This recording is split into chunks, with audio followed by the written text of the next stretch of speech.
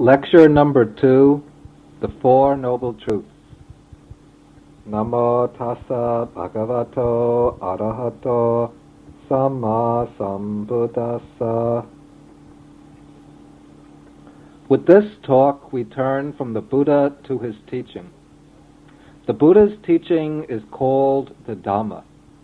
The word Dharma comes from the Pali root dara, which means to support, to sustain, to hold up. The word Dhamma has several shades of meaning. In its most basic sense, the word Dhamma signifies the true nature of things. The Dhamma is the fundamental element of lawfulness operating in the universe, structuring all events, all experience, all phenomena, and all actual things, all phenomena, are called dhammas in the plural, because all of them embody, incorporate the true nature of things. The word Dhamma also means the ethical law, the fundamental principle of righteousness, the cosmic law of virtue and goodness. Dhamma also has a practical sense, something applicable to our own life. Dhamma is that which sustains us, which supports us, which upholds our own efforts to live in virtue and goodness. In this sense, Dhamma is the path. On one hand, it's the lower path of ethical virtue, which harmonizes with the cosmic moral law. Then also Dhamma is the supramundane path, the higher path, that leads to the realization of the true nature of things, that brings the attainment of truth. The word Dhamma also applies to the Buddha's teaching. The Buddha's teaching is called the Dhamma because this teaching makes known clearly, explicitly, perfectly the true self-subsistent Dhamma, the true nature of things. Now, in approaching the Dhamma, it is necessary to come to it with the right attitude, with the right frame of mind, with the right understanding and right intention. By way of understanding the Dhamma, we should not take it to be a formulated creed, something that demands to be accepted on faith. Also, the Dhamma shouldn't be taken to be just a system of ideas, a set of doctrines, something to be played about with intellectually. The Dhamma, as we said, is essentially a path, a way that leads to the realization of truth. And Dhamma is also the truth that is to be realized in immediate experience. The Buddha's teaching as the Dhamma, as the formulation of Dhamma, involves a number of doctrines and principles. But these are presented to us not as fixed articles of belief, but as pointers, aids to awaken our own understanding, to bring about an opening of our own eyes of wisdom.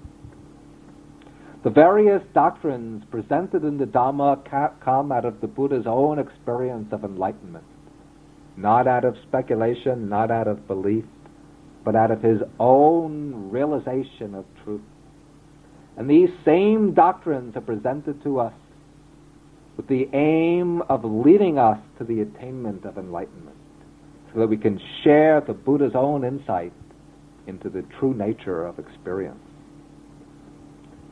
The Dhamma is called Upanayaka.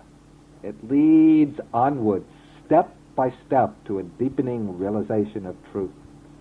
It's called Niyanika, emancipating, leading to liberation. And where this realization of Dhamma is to take place is within ourselves, in our own experience. The Dhamma is the true nature of things, the truth that's written into our own experience. And this truth has to be seen within our own experience. the same way with the same immediacy that we can see an object held in the hand. And to realize this truth, we have to travel the path of Dharma, all by ourselves. There's nobody else that can walk it for us. Got to walk the path by ourselves. But the formulated Dharma, the Dharma taught by the Buddha, guides us in our effort to walk the path. It enables us to see, it points out what has to be understood. It doesn't present us with any neat system of ideas to be admired and discussed. It doesn't let us off with easy answers to the ultimate questions. What it gives us is basically the method, the way to find the answers for ourselves, the way to make our own discovery of truth. The Dharma focuses upon the lived immediacy of human life, upon our own lives. It doesn't start off with any kind of theoretical postulates, any dogmas, any creeds to be believed. It begins with an observation, a simple observation, but one very profound, the gateway to all wisdom. This is the observation that human life is essentially problematic, that it's beset with problems, difficulties, inadequacies, what the Buddha calls dukkha, usually translated as suffering. And the value of the Dharma is pragmatic and instrumental. It offers to show us the way out of our problematic situation, the way to attain inner freedom, to realize the highest and truest happiness. And the Buddha presents the Dharma as the means to this goal, the method. And he compares the Dharma to a raft. We use a raft to get from one side of a river to the other, not to worship, not to enshrine, not to put on our head and to carry around with us wherever we go. In the same way, we use the Dharma as our means, the way to get from our present state of bondage and suffering, of dukkha, to get across to the other shore, the state of absolute freedom, nibbana, the end of suffering. Because of this practical bent, the Buddha dismisses all purely speculative concerns as irrelevant. He says that he teaches only suffering and the cessation of suffering. And all other pursuits, all other philosophical pursuits, he says, are futile, misleading, even dangerous. And the Buddha compares the metaphysician obsessed with his speculations to a man struck by a poisoned arrow. A man is lying, he's been hit by a poisoned arrow, a physician comes to him, offers to remove the arrow, and the man says, "No, I won't let you take out the arrow until you tell me the name of the man who shot me, what class he comes from, what his family is, what kind of material he made the arrow from, what kind of poison he used, what kind of bow he used." Such a man will die before he recovers. In the same way, the Buddha says, the speculative thinker, lost in his questions and his systems of thought, only continues to wallow in suffering without finding the way to liberation.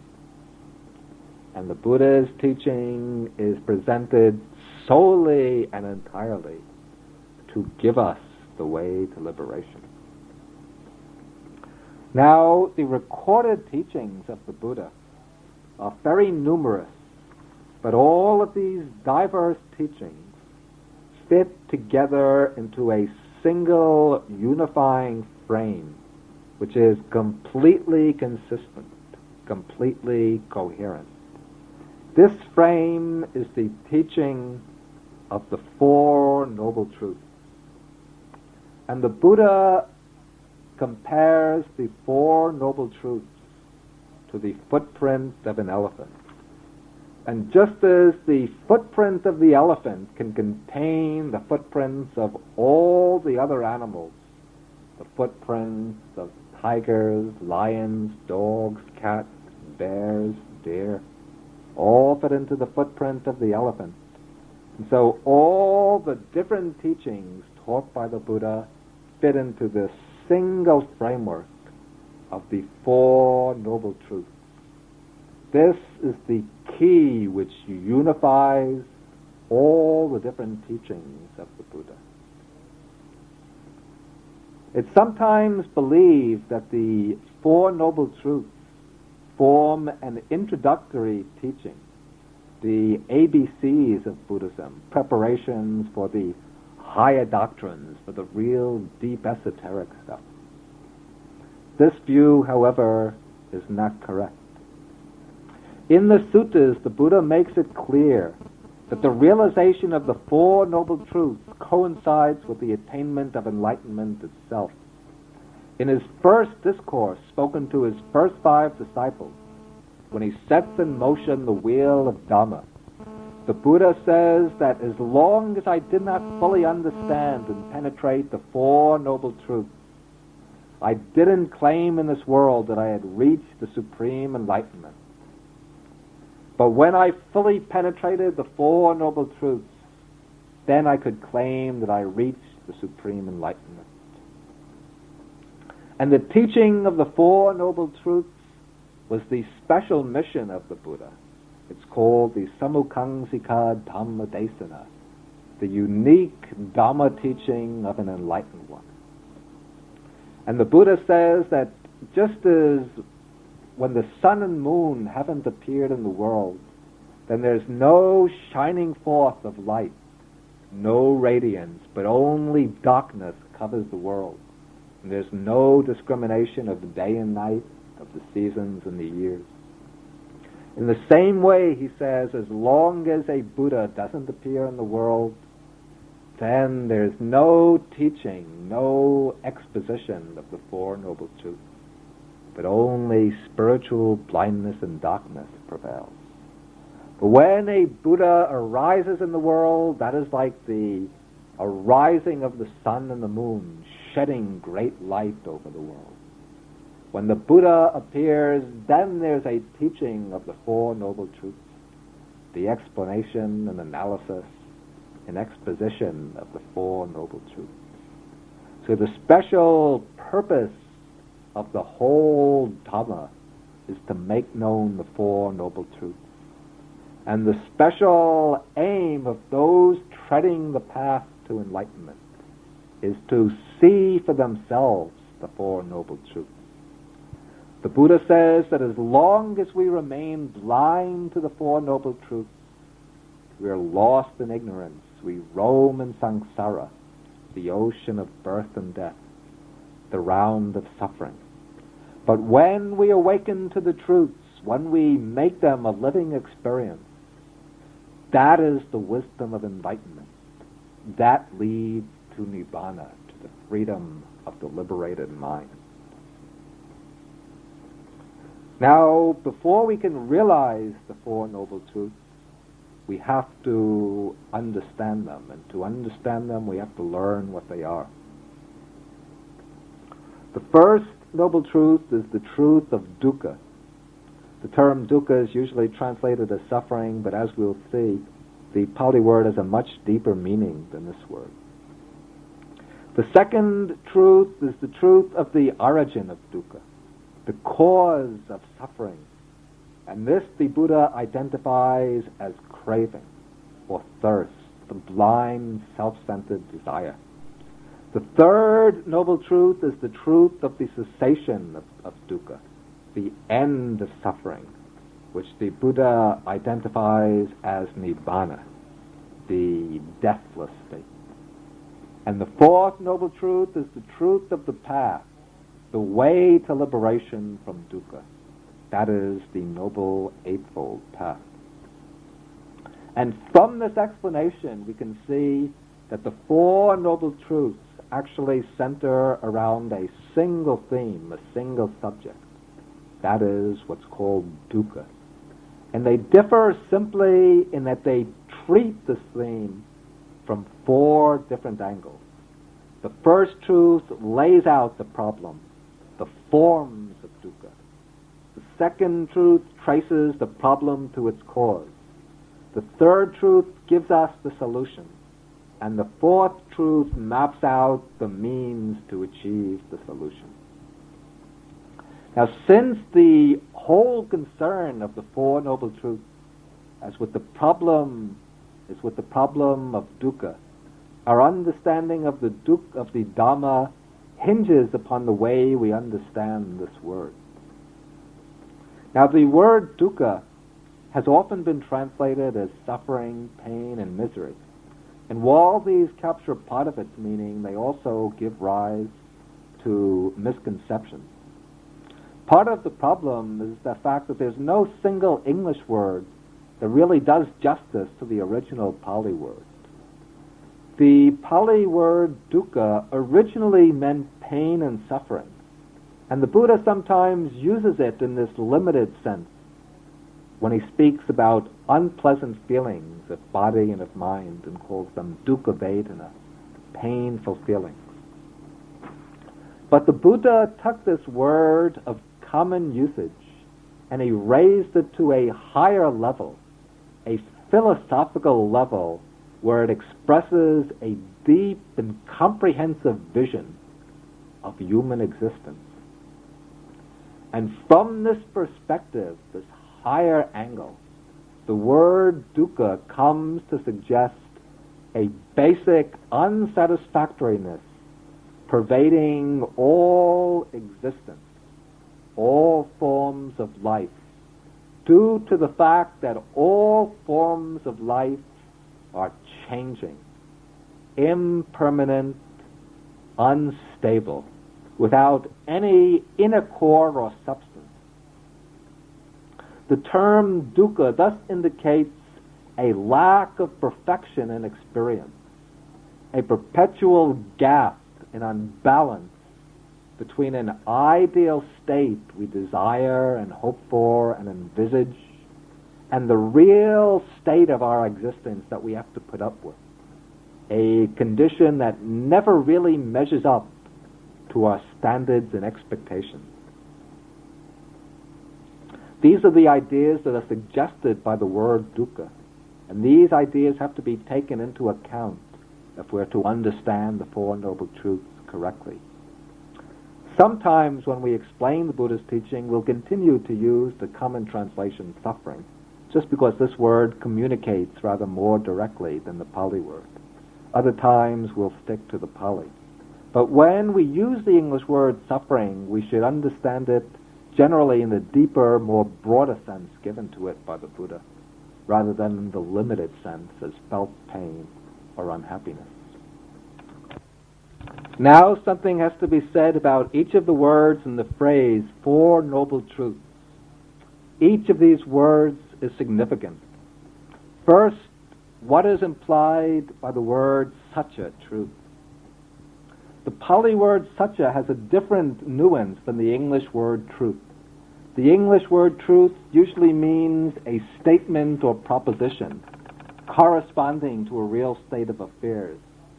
Truth is here a verbal formulation or a mental representation of a state of affairs. The Pali word satya means that which is.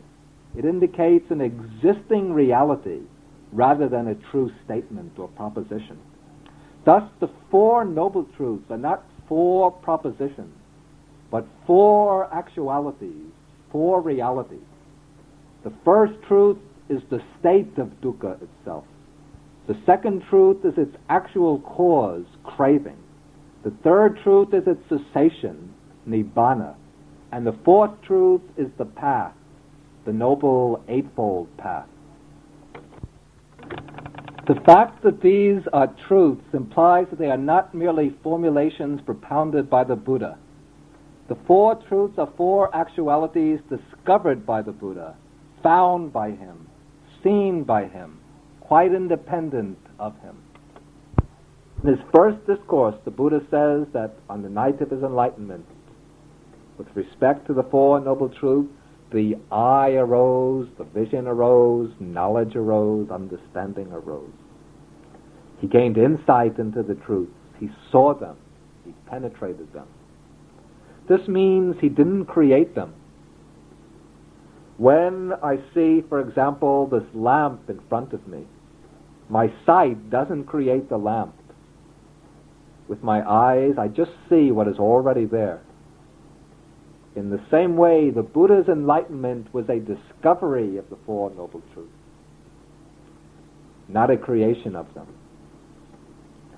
And likewise, in following the path, what we aim to do is to awaken to truth, to the Four Truths, to open our inner eye, the eye of wisdom, so that we can see for ourselves the fundamental realities of human life. The truths which are always present but just hidden from our sight due to the screen of ignorance.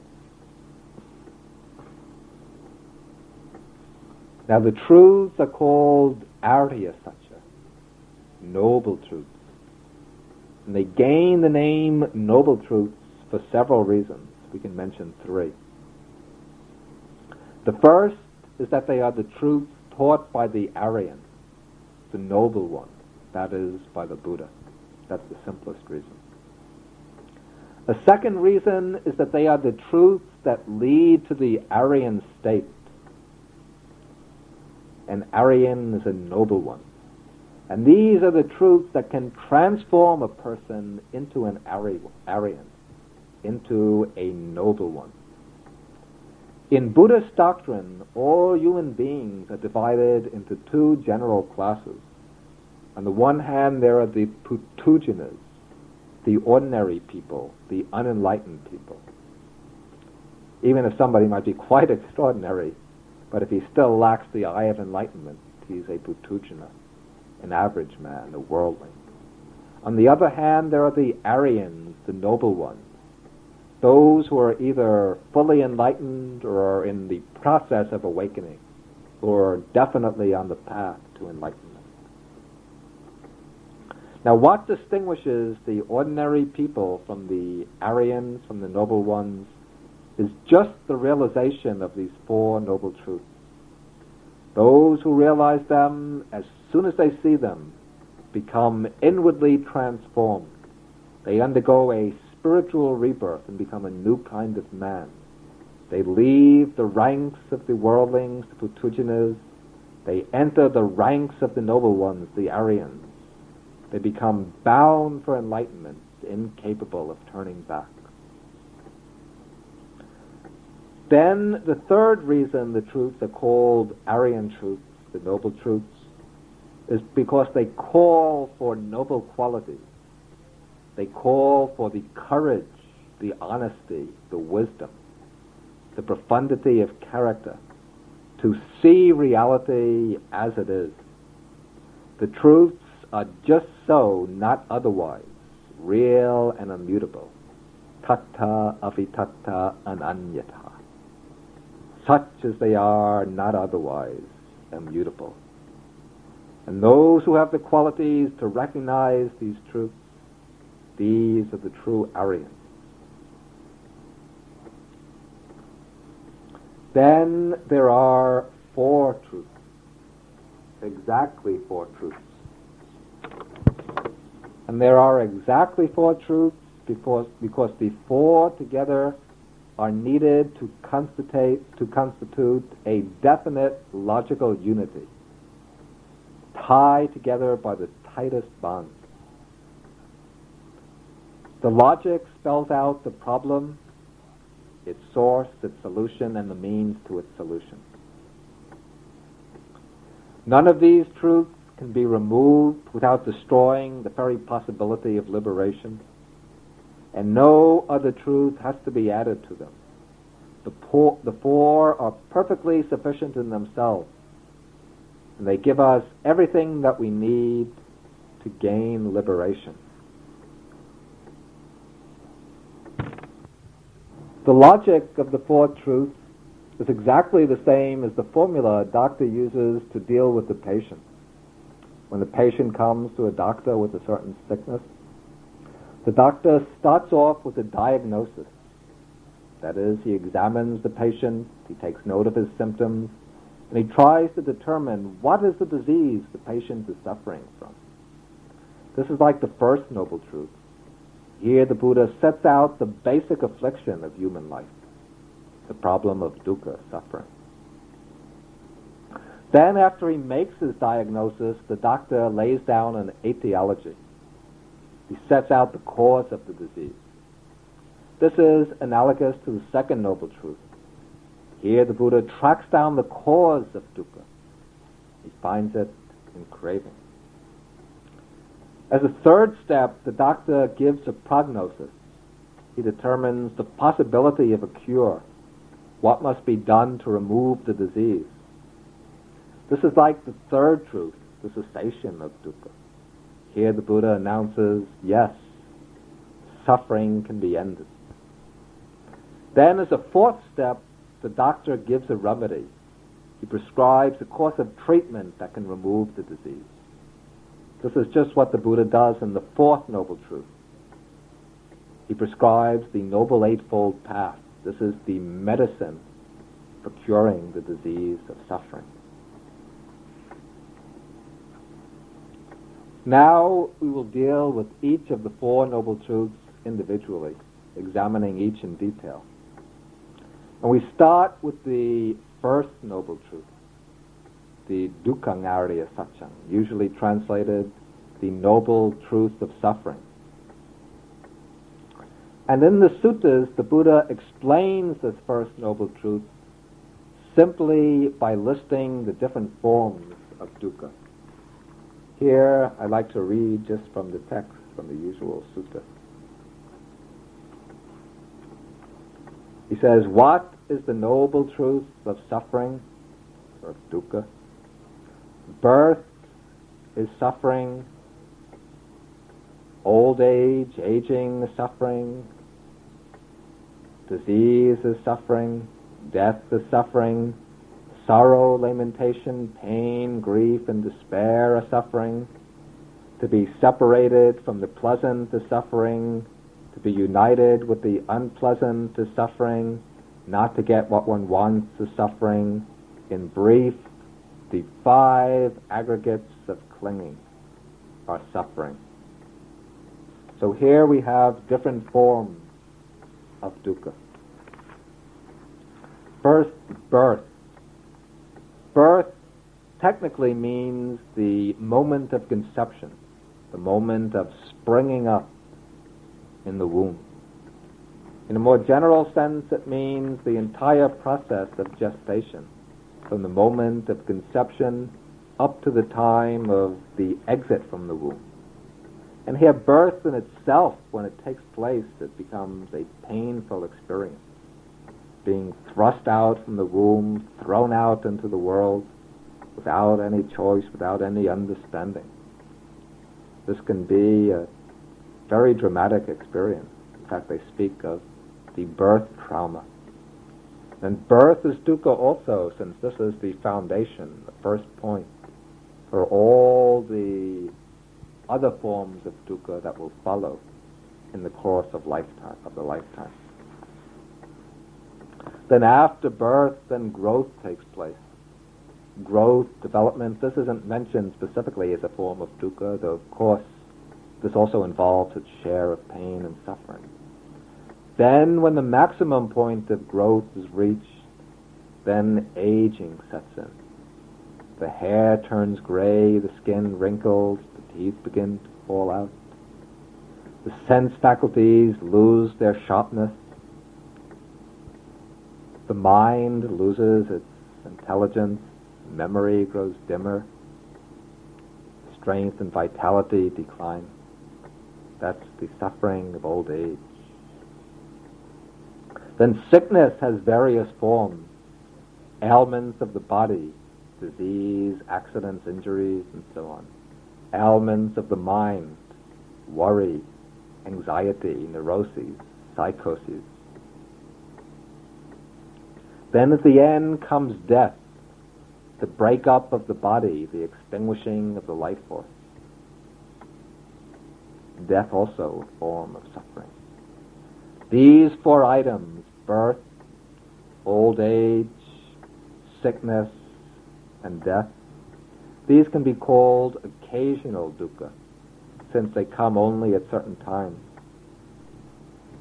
Then the Buddha mentions 5 terms which give a kind of overview of the vocabulary of suffering. Sokha parideva dukkha domina supayasa. Sorrow, lamentation, pain, grief, and despair. Sorrow is intense woe because of some deprivation of some kind. Lamentation, that's crying and weeping. Pain is bodily pain. Grief is any kind of mental unhappiness.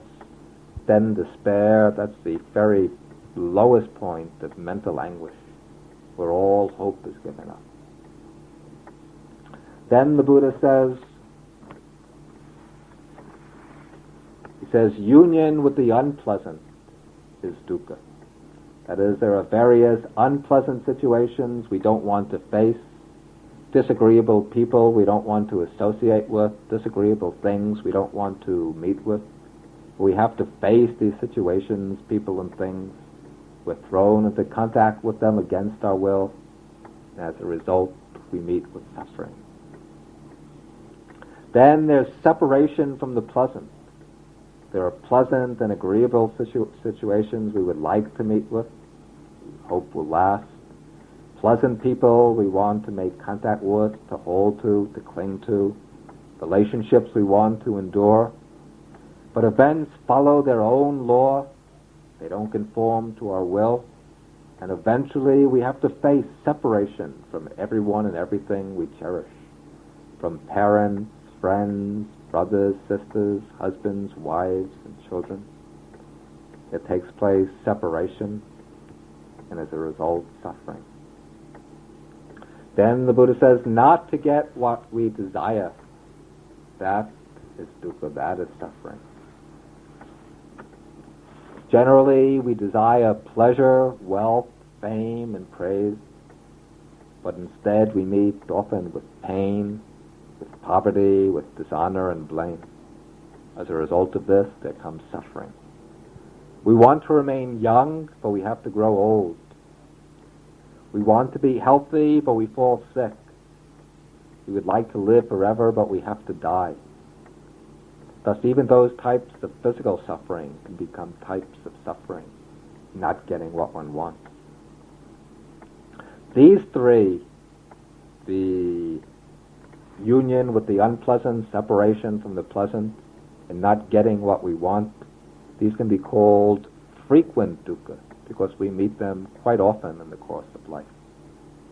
Then the Buddha sums up the whole First Noble Truth. He says, in brief, the 5 aggregates of clinging are dukkha. With this statement, the Buddha indicates that all our experience is included in dukkha. And thus this aspect can be called constant dukkha, continual dukkha. Now we have to understand what are meant by the 5 aggregates of clinging.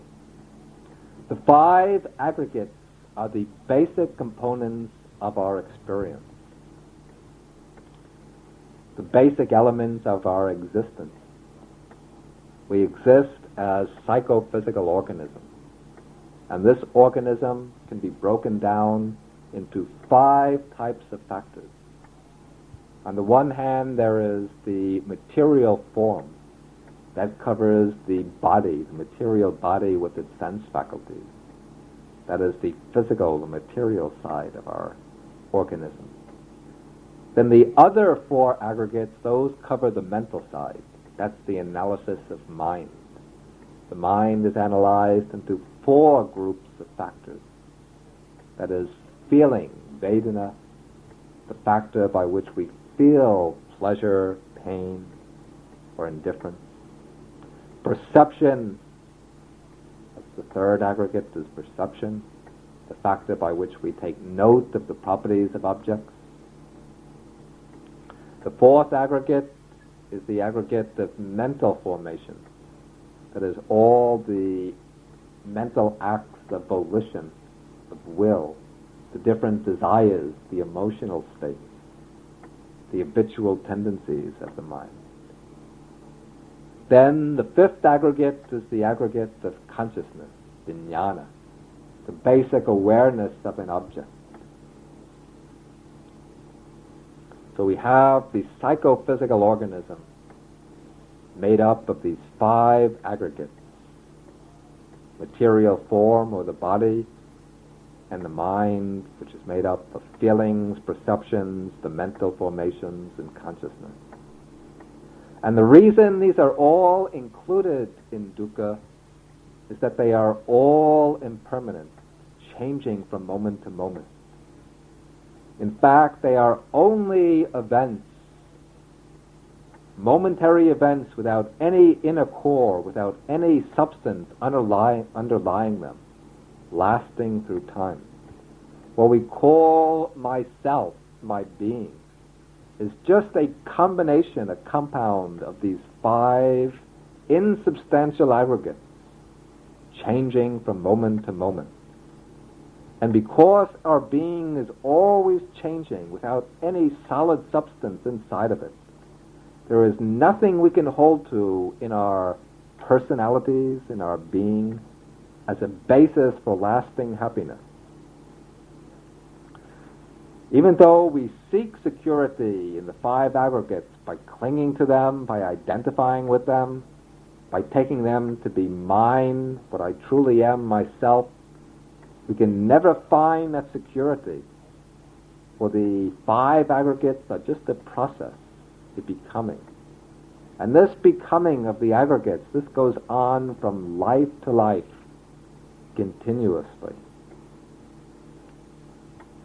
As long as it goes on from life to life, we continue to meet the different forms of suffering. Thus, the aggregates are the basis for all dukkha, for all suffering. It is they that are born, the aggregates that are born, the aggregates grow old, the aggregates fall sick. The aggregates meet pain and sorrow and eventually die. So the five aggregates of clinging are dukkha. Then, to make it clear that dukkha means more than ordinary suffering, that it has this extended sense, the Buddha explains sometimes that there are three levels of dukkha. The first and most elementary level is ordinary suffering. This is called dukkha dukkhata. Dukkha as ordinary suffering. This signifies experienced suffering. And this experienced suffering can be either bodily or mental. Bodily pain stands out most clearly in the cases of accident, injury, sickness, in violent contacts with the body. Then there's mental suffering, mental pain. This has a great range from momentary feelings of irritation and annoyance down through deeper experiences of disappointment, of sorrow, grief, frustration, down to the very deepest experiences of anguish, dejection, and despair. All of these are included as forms of mental suffering. So bodily pain and mental pain, these make up dukkha dukkhata. Dukkha in the sense of actual felt suffering. But then we come to the second level of dukkha. And this takes us a step further, a step more removed from felt suffering. This is called dukkha due to change, viparinama dukkhata. At this level, we see that all our pleasant experience is really a form of dukkha. The reason is that all pleasant experiences are subject to change. The objects that give us pleasure are impermanent, they don't last, and therefore the pleasure that we get from them is also impermanent. It has to pass away. So when the objects of attachment pass away, because we cling to them and become attached to them, then the result for ourselves is pain and suffering. But this aspect of dukkha due to change, this has to be properly understood. It doesn't mean, as we might think it means, simply that suffering arises through the change of our pleasure. Rather, it means that the pleasant experiences themselves and the things that give pleasure are already dukkha, even while we're enjoying them. And the reason for this is that they're bound to pass away. And because they're going to pass away, even in the immediacy of enjoyment, they're dukkha. Youth has to give way to old age, and therefore, even while we're young, our youthfulness is still dukkha. Health can be undermined by disease, and therefore, even when we're healthy, that state of health is dukkha. And life has to end in death, and therefore life itself becomes dukkha. The third level of dukkha, this takes us to the deepest implications of the truth of suffering, the first noble truth. This is called sankhara dukkha, the dukkha of conditioned formation. The word sankhara here means conditioned formation.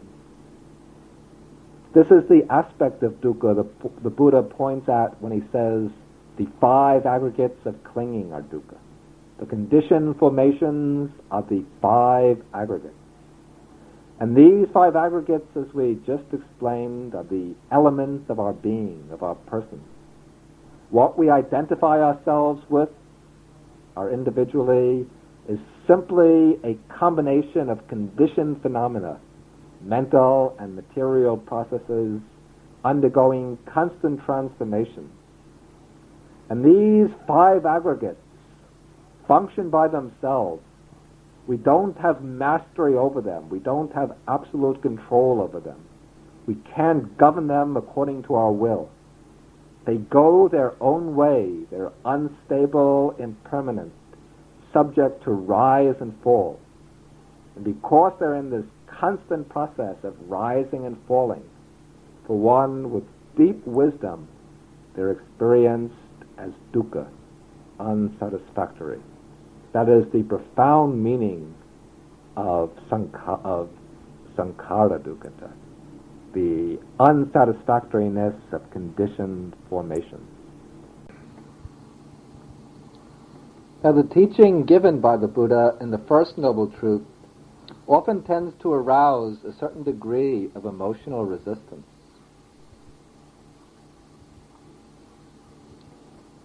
This gives rise to misunderstandings, sometimes to false charges. The Buddha's a pessimist, a negativist, one who sees only the dark side of things. However, we have to understand the Buddha's purpose, intention, in teaching the first noble truth. The Buddha's aim in his whole Dharma is to lead us to liberation, to lead us out of an unsatisfactory situation. And the way to liberation lies through correct knowledge, through seeing and understanding our existence as it is. In coming to the Dhamma, we have to come with an open mind, ready to look at things objectively, to see them as they are, yatha bhutang jnanadasana, knowing and seeing things as they are. And this calls for some effort, and sometimes it involves some amount of internal friction. Our usual way of seeing things, of interpreting our existence, is largely determined by our desires. We tend to notice things, to conceive and interpret our experience in ways that are dictated by our desires, in ways that confirm our preconceptions. And thus we blot out things we don't want to see. And we take note of the appearances of those things we want to see. On a larger scale, we put the old people off into homes for the aged. We don't want to see old age. The sick people are put off into hospitals. And if we have to go to the hospital, we go reluctantly. The dead are embalmed and covered over with nice flowers and put into very nice tombs. Poverty and war we shut off into little corners of our mind. We sit comfortably looking at nice, pleasant, cozy, comfortable things. We're driven basically by an innate desire for pleasure, by a love of life. And so any teaching that tends to call these urges into question arouses some degree of inner opposition. The mind makes use of its intelligence in clever ways. It uses ploys to justify its attachment, its clinging to its pleasures, to justify its own neat little picture of the world. And so we set up thick emotional screens around our mental eyes so that we see and conceive and understand things in ways that are governed by our desires, in ways that turn back and reinforce our desires, that validate them, give them the seal of approval, and let them go scot-free. But the approach required in understanding the Dharma is quite different. The Buddha says that the Dharma is patisota gamini, that it goes against the stream of our ordinary inclinations. But the Dharma is the truth of our existence, the real nature of things. And to understand the truth of our existence, we have to be prepared to look at existence as it is. The Buddha doesn't aim at making us gloomy pessimists, quite the contrary. But he also isn't going out to console us with false comforts. The Buddha's aim is to awaken us, to make us seers of truth, seers of that which is. For it is only seeing rightly that leads to freedom. And to become seers of that which is, we have to stop seeing what we want to see. We have to undergo a kind of process of unlearning, to remove the screens of prejudices and pre-established views. It requires an ability to sit down, to take a good long look at our existence, in order to understand it correctly, free from all preconceptions as to how we want it to appear. And the Buddha holds that to gain a complete view of our existence, we have to look at it from three angles, to see it in terms of three aspects it presents. One is the aspect of asada, which means enjoyment or satisfaction. The second is the aspect of adinava, danger or unsatisfactoriness. The third is the aspect of nisarana, release or escape. And viewing our lives from these three angles, the Buddha points out firstly that life involves asada. It involves pleasure and enjoyment. He says that if there was no enjoyment in the world, in our belongings, in our achievements and activities and personal relationships and so on, people wouldn't become attached to the world. But it's precisely because there is enjoyment in the world that people become attached to it. And not all of these enjoyments are wrong or unwholesome. The Buddha never says this. Many can be worthy and many deeply rewarding. The happiness of a good family life, of friendship, of true love, of aesthetic pleasures, of religious life. But the Buddha points out that existence also has to be looked at from another angle. This is the angle of adinava, the unsatisfactoriness, the inadequacy. And this inadequacy consists in the fact that all our experience, including our pleasures and joys, is impermanent. Everything is subject to change, and in many ways, at a deep level, it can be connected with pain and with dissatisfaction. Then the third angle the Buddha indicates is the aspect of release, nisarana.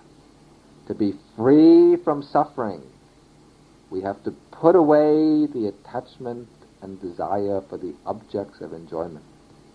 Since it is this attachment that leads us into the pain and suffering. But still the question might be asked, if life involves both enjoyment and disappointment, both happiness and suffering, why does the Buddha put so much stress on the negative side? Why is he so much concerned with showing up the aspect of dukkha, rather than acknowledging both pleasure and suffering equally? To understand why the Buddha makes the problem of dukkha the theme of his teaching, we have to understand the intention behind his formulation of the doctrine. The Buddha's thought really begins not with the truth of dukkha, but with something more fundamental. This fundamental starting point is the fact that all living beings seek happiness. The most basic and universal urge of all life is the urge for happiness. But when we inquire into the nature of the happiness we seek, we find that it is a state free from suffering, an experience that's associated with suffering, that's tied up in some way with pain, sorrow, worry, or dislike, can be pleasurable, enjoyable, but it can serve as a base for true happiness. And therefore we make a distinction between true happiness and seeming happiness, the illusion of happiness. True happiness is a state which is immune to suffering, a state that cannot be touched or corrupted by dukkha. And to find such a state, we have to take the things we ordinarily consider to be sources of happiness and find out if they are really so, if they really can give us the happiness we want. A perfectly complete satisfaction free from any mixture with suffering. And if they cannot do so, if they should turn out to be connected with suffering or to lead into suffering, then we have to draw the conclusion that they're really dukkha, concealed forms of dukkha. Now, if we reflect carefully, we'll see that a great part of our common experiences of pleasure and enjoyment is bound up in some way with pain that involves a subtle kind of dissatisfaction. This might not be evident at once, but it becomes clear when we reflect carefully. We use what the Buddha calls yoniso manasikara, wise consideration. Let's take the things we ordinarily turn to for happiness. What are these? Sense pleasures, the beauty and health of the body, feelings of aesthetic enjoyment, interpersonal relations, most generally life itself. The Buddha examines all of these sources of happiness in different places in the suttas, and he shows how they're all defective, how they fail to measure up to the criterion we set for true happiness. First, take sense pleasures. Sense pleasures give some amount of happiness, but they're bound up with excitement and with agitation. When we enjoy them, we tend to grasp them, to clutch them, to try to draw from them whatever enjoyment they can give. And our enjoyment might be accompanied by anxiety and worry. We're afraid that the objects of pleasure will perish, be stolen, or lose their flavor. Or the people who give us pleasure will leave us. Or our enjoyment might be mixed with guilt when we enjoy them at the expense of someone else. The enjoyment leads to greater attachment. We cling even more tightly to the sources, to the sense enjoyments. Become more and more dependent on them. Develop kind of addiction to them. Then, when the pleasurable objects or persons are lost, we feel sorrow and grief. And often we find that the pleasures that we've sought for, when we get them, they don't give us the happiness, all the happiness that we expected of them. Even when we get them, even when we're satiated with them, they still leave us feeling hollow, unfulfilled, discontent.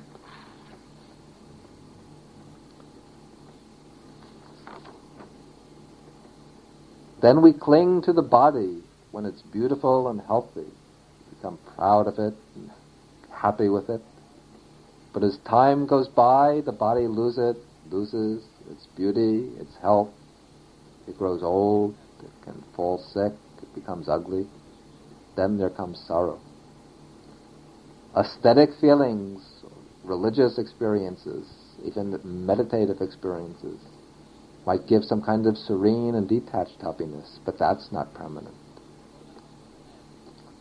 Personal relationships, these can be deeply fulfilling, but again, they're not stable. Sometimes the personal feelings change. Sometimes friction breaks out, misunderstandings. Then this will be followed by parting and separation. And even when the relationships are fruitful and lasting, they still can't last forever. In the end, we have to be separated from everyone we love. Death comes and breaks the connection. Then life itself, this is taken to be the ultimate good, the source of all our happiness. But let's take a close look at life, at our existence. And to reach a valid evaluation of existence, we have to go beyond our own standpoint. We have to look at life in general, sentient existence in general.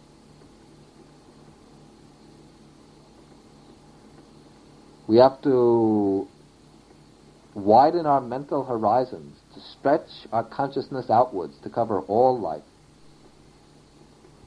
To see what is the degree, the amount of experience, pain and suffering in life. From our own position of relative prosperity and security, the fact of suffering might not be very serious. It might seem remote, something maybe that we meet with only occasionally. But if we open our mental eyes, if we extend our sense of identity to all that live, we'll see that the suffering in the world is really very vast, very pervasive, sometimes very terrible. We have to think of the millions of people without enough food to eat, children going hungry, starving, undernourished, people without clothing and shelter, refugees and orphans, people afflicted with various diseases, lying in hospitals without adequate medical care, without hope of recovery. We have to think of the old people, lonely, neglected, despondent, dying too slowly. We have to think also of the people who might be healthy and well-nourished, but they're living in totalitarian countries with tyrannical governments, living filled with fear and distrust, unable to think freely and to express their thoughts freely. Also, we have to think of those who are caught in the net of violence and the destruction of war. Think of those, the victims of accidents, earthquakes, fires, floods. Think also of those who are well off and successful and prosperous, living in free countries, but their lives are unfulfilled. They have no sense of purpose. To use Thoreau's words, people who are living lives of quiet desperation. Then we have to think more widely even than the human world. Think of the animals as well. Wild animals living in a constant struggle for survival. The only rule is to devour or to be devoured, to kill or to be killed. You have to think also of the domestic animals living in their dullness, forced to work, driven by men to work, raised to be slaughtered and eaten. And then for all life, the ultimate end, as the Buddha's always already indicated, is old age, illness, and death. So that's the evaluation of life itself. From these reflections, we can see that things that we turn to for happiness do give us pleasure. They give a temporary gratification. But what they don't give us is a deep, lasting, complete sense of gratification. None is absolutely reliable. They change, they break up, they prove disappointing, they issue in more clinging. At their core, they're inadequate, unsatisfactory, and thus they turn out to be really forms of dukkha.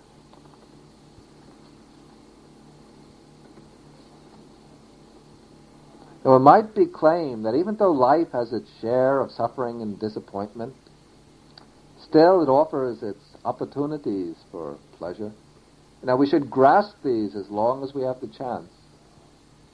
Even though things are impermanent, they have to change, still we can try to grasp as much enjoyment as we can. Just when one enjoyment goes, let go of it and choose another. That would be the philosophy of gather your rosebuds while you may.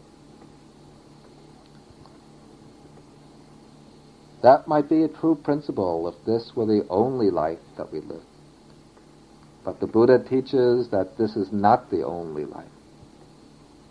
And to really get a complete picture of the full range of dukkha, to see dukkha in its fullest measure, we have to take account of one additional fact. One fact which will multiply the range of dukkha to infinity. And this is the fact of rebirth. The Buddha teaches that we do not live one time only, but many times, countless times. Our life is part of a succession of rebirths, a process of repeated existence that's been going on since beginningless time. This is samsara, the wheel of rebirths, the wheel of birth and death. One life succeeds another without any first point. Birth, growth, decay, and death, followed by more birth, growth, decay, and death. That is the pattern that's been repeating itself over and over, countless times, without beginning. And the consequences of this teaching on samsara, the round of rebirth, consequences are very important. The Buddha himself makes the point in a group of suttas in the Samyutta Nikaya called the Anamatagga Samyutta, the collected sayings on the beginningless samsara.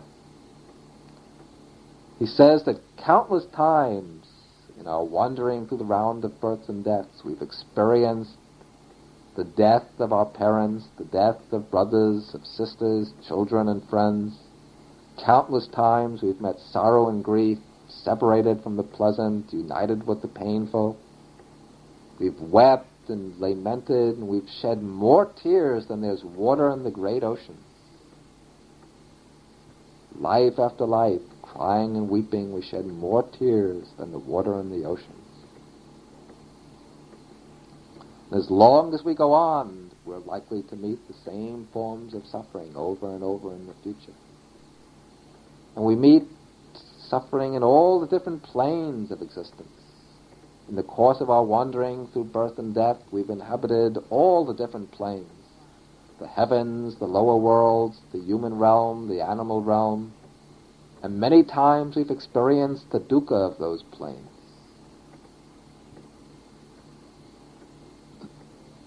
And our future is uncertain. Just a turn of the wheel, the transition from death to birth, separates us from rebirth into lands torn by poverty, by oppression, by war, or from rebirth into the lower worlds. And even life in the heavens is no consolation. For life in all the planes of existence comes to an end, and so when heavenly life comes to an end, will be followed by a rebirth someplace else. We don't know where. So when we examine our lives in the light of the Buddha's teaching, it becomes clear that real happiness, true lasting happiness, cannot be found in the realm of the conditioned, in the realm of the world of birth and death. All conditioned things are transient. To find real happiness becomes necessary to turn away from all that is conditioned, from all that's subject to aging, to decay and death. But as we said before, the Buddha's teaching recognizes our most fundamental urge to be the urge for happiness. And the teaching as a doctrine of deliverance is intended to bring the fulfillment of that urge. But the Buddha teaches that real happiness, stable and perishable happiness, is to be found only in the unconditioned, that is, in Nibbana, the deathless state. And that is the real import of the First Noble Truth, that to reach the state of perfect peace, of happiness free from suffering, we have to turn away from the conditioned formations, the five aggregates, and to seek the unconditioned, Nibbana. But to get free from the conditioned, we have to find the causes for our bondage. If we're tied up in knots, tied up by bonds, we have to find how the bonds are tied, what are the knots, in order to undo the knots. So this brings us to the second noble truth. The second noble truth is the truth of the origin of dukkha. Dukkha samudaya arya satya. And this truth aims at showing us the cause of suffering, the real cause of dukkha.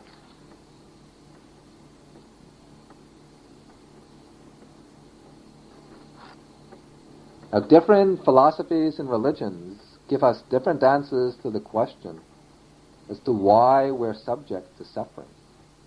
Some say that suffering occurs through chance or through purely naturalistic causes. Some say that it comes by fate or destiny.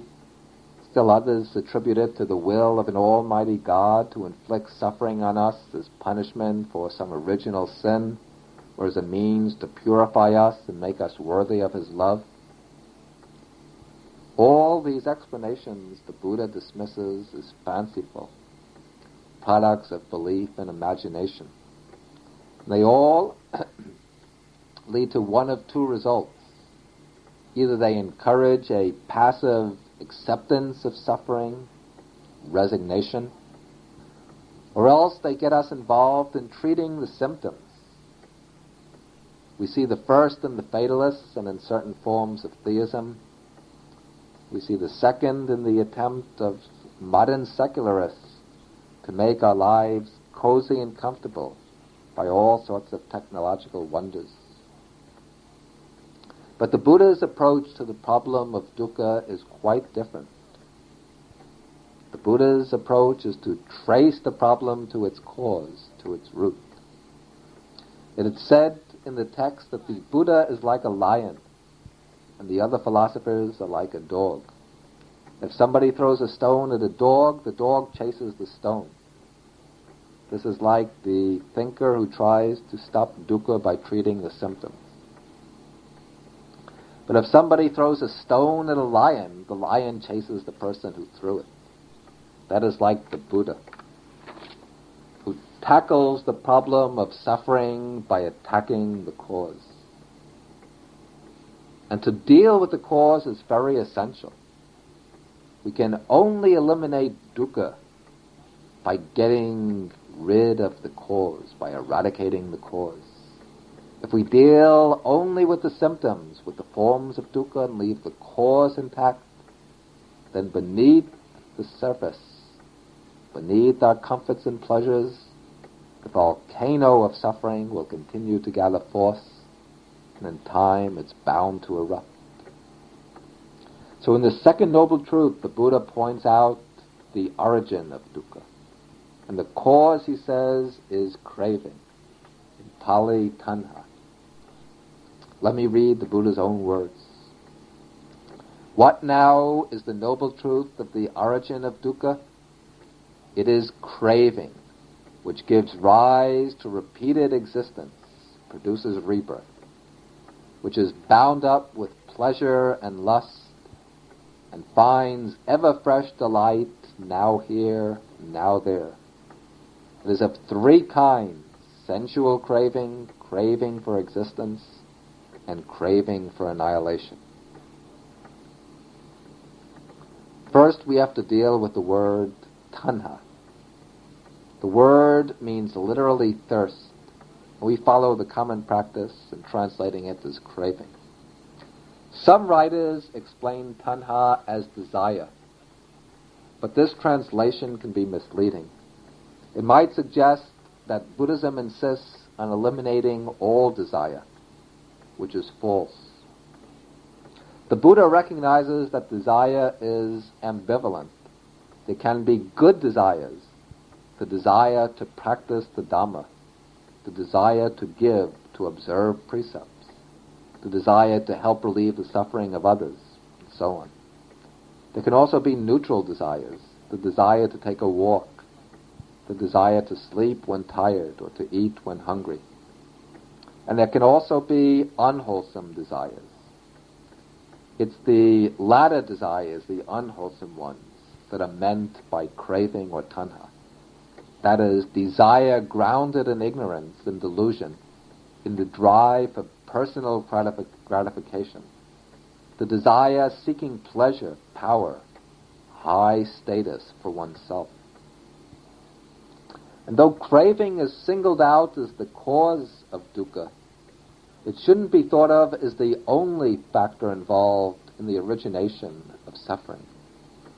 Tanha is selected because it is the chief factor, the principal and the most pervasive factor. Craving is the active accumulator of dukkha, the factor which can be seen most clearly in the workings of our minds, and the factor which has to be brought under control in treading the path. But craving always works in a whole complex of factors. It's conditioned by ignorance and by the psychophysical organism. It's directed towards feelings and it requires objects. It uses the psychophysical organism as its instrument. It issues in clinging and grasping and holding. It builds up formations which perpetuate dukkha. All of this becomes clear in the teaching of dependent arising that we'll explain in lecture number 4. The Buddha says that craving takes 3 forms. There's sensual craving, kama tanha, craving for existence, bhava tanha, and craving for annihilation, vibhava tanha. Sensual craving is desire for the 5 objects of sense pleasure. Craving for pleasant sights, sounds, smells, tastes, and touch sensations. Also for the enjoyable ideas, images, and so on based on those sense impressions.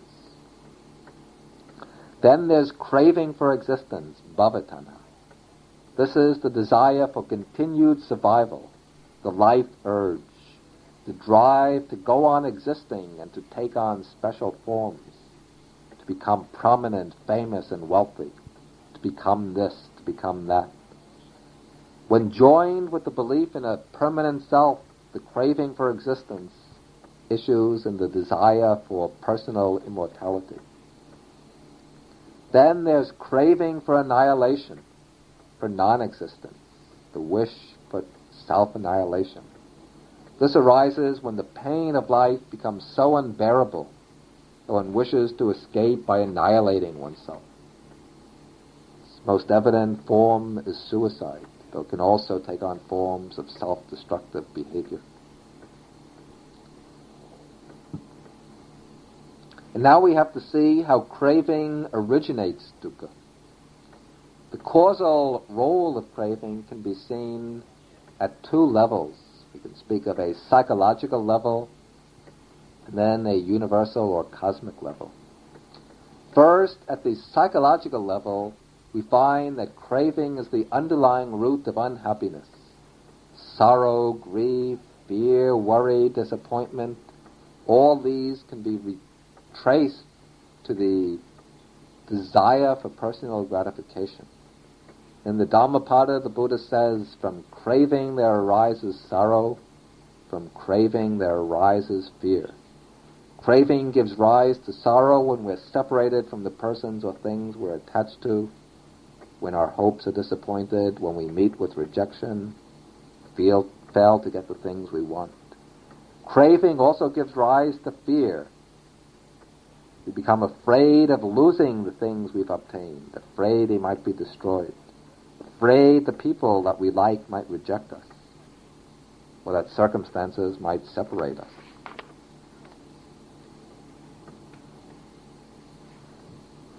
There are several stages in the psychological process by which craving leads into dukkha. First of all, at the very moment craving arises, it brings along a certain feeling of dissatisfaction, a tension causing pain and unhappiness. This feeling is born from the contrast between one's present state of lack, oneself without the object, and the possibility of fulfillment, oneself in possession of the object. This is the suffering of lack. Then to get the object, we have to search for it and strive to acquire it. This is the dukkha of striving and seeking. Then once we get the object we want, then we have to protect it, to safeguard it, to make sure it doesn't get stolen, break up, perish. Thus our enjoyment of the object is accompanied by the suffering of protection. And then once the object breaks up or the loved one goes away, then there comes the suffering of loss, the suffering of deprivation.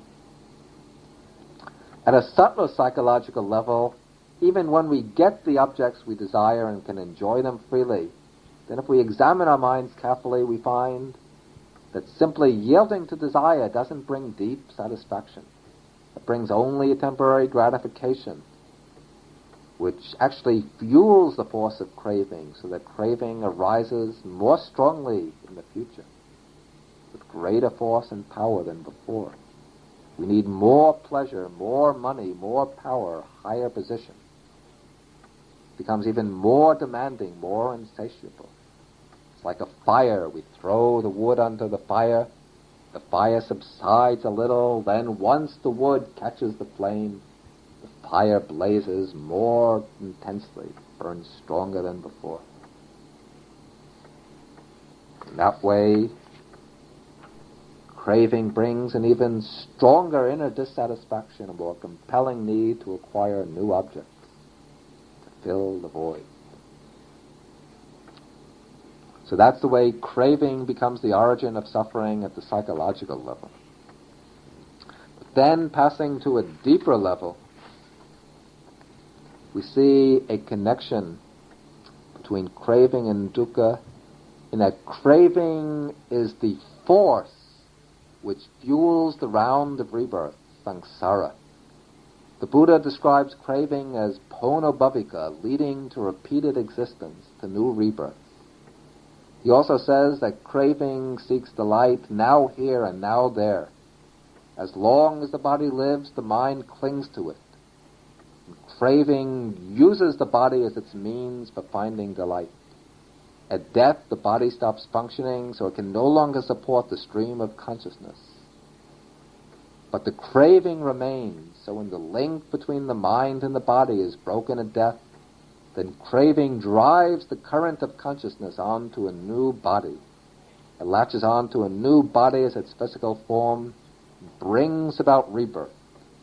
Conception sets in, the embryo is formed, and the drive for existence continues in a new form, with a new body as its support, renewing its search for pleasure and enjoyment. Therefore, the Buddha says that craving, tanha, is the house builder. It builds up the whole house of samsara, all the forms of existence. And as long as the craving is unchecked, the wheel of rebirth continues to turn. It's like a leapfrog arrangement. Craving gives rise to new existence provides the base for craving. In this way, craving constructs the round of becoming. It issues in rebirth. In that way, it originates the dukkha of the 5 aggregates, the psychophysical process, again and again. Now, in the 3rd Noble Truth, the Buddha makes it known that this process of becoming doesn't have to continue indefinitely. He announces the cessation of dukkha. This is the dukkha nirodha arya satya, the noble truth of the cessation of suffering. And this truth shatters the charge of pessimism and reveals the great affirmation of the Buddha. The affirmation that suffering can be totally overcome and that a state of perfect peace is open and available. Now, the cessation of dukkha is arrived at simply by following through to its conclusion the logic of causality underlying the 2nd Noble Truth. If craving is the origin of dukkha, then the key to putting an end to dukkha lies in eliminating craving.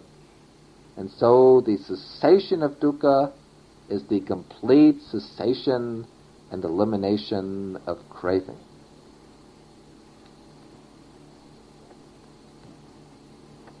Now, the cessation of suffering that comes with the end of craving, this can be understood at 2 levels, the psychological and metaphysical level, corresponding to what we said before about craving as the cause of suffering. First, at the psychological level, when craving is cut off, then all mental unhappiness comes to an end. The mind is utterly released from sorrow, worry, fear, grief, and distress. But this is not a mere negative state, but corresponding to the end of dukkha there comes the great peace, mahashanti, the supreme happiness, complete joy. The liberated one, the arahant, lives in perfect peace, always content, always serene and happy.